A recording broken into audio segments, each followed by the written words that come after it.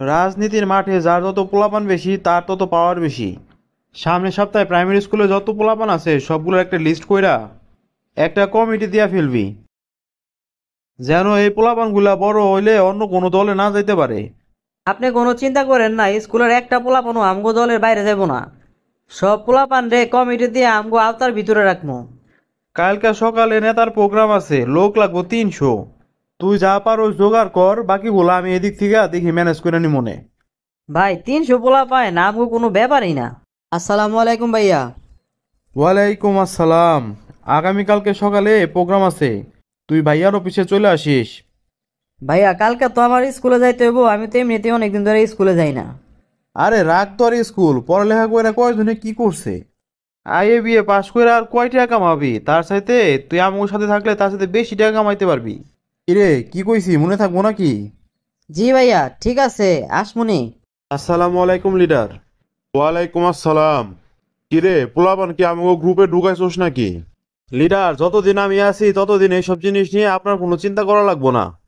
অহন যদি কইসু খরচাপাতি দিতেন, বুঝেনি তো পোলাপানের পিছনে খরচ করা লাগে।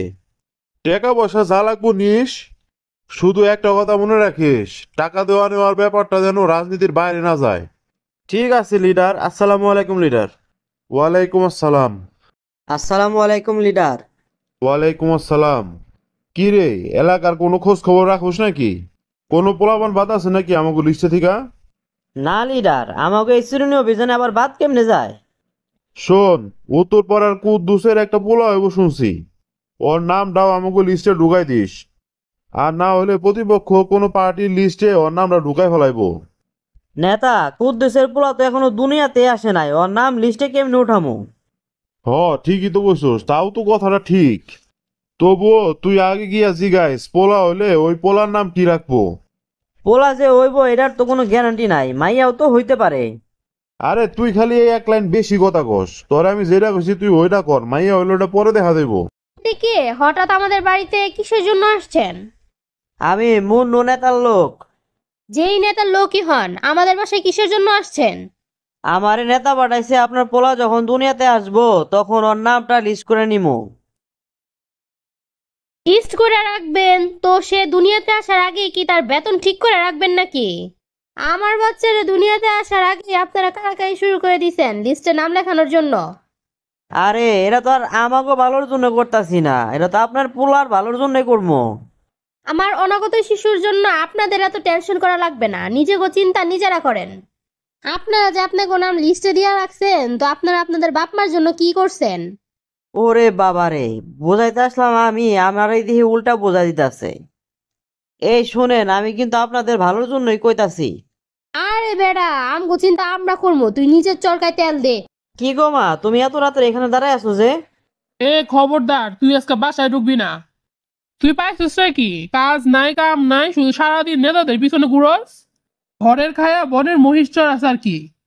নেতাদের খুশি করার লিগা শ্রম ঘাম দেওয়া লাগে। নেতা কইছে কয়দিন পরে আমার একটা ব্যবস্থা করে দিব। হ্যাঁ, তোরে আর চাকরি দিছে। নেতারা তোদের মতো সহজ সরল ছেলে মেয়েদের ব্যবহার করে।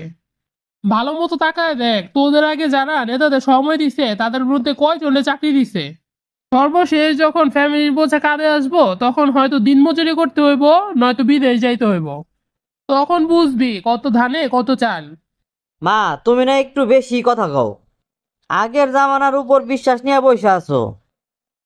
নেতার উপরে আমার অনেক বিশ্বাস আছে, উনি আমারে একটা ব্যবস্থা কইরাই দিব।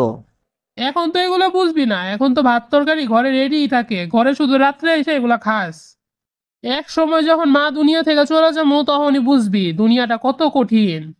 প্রিয় বন্ধুরা, আপনারা লাইক কমেন্ট ও শেয়ার করে আমাদের পাশে থাকুন। আপনাদের একটি লাইক ও কমেন্ট আমাদের নতুন ভিডিও বানাতে অনেক উৎসাহ যোগায়।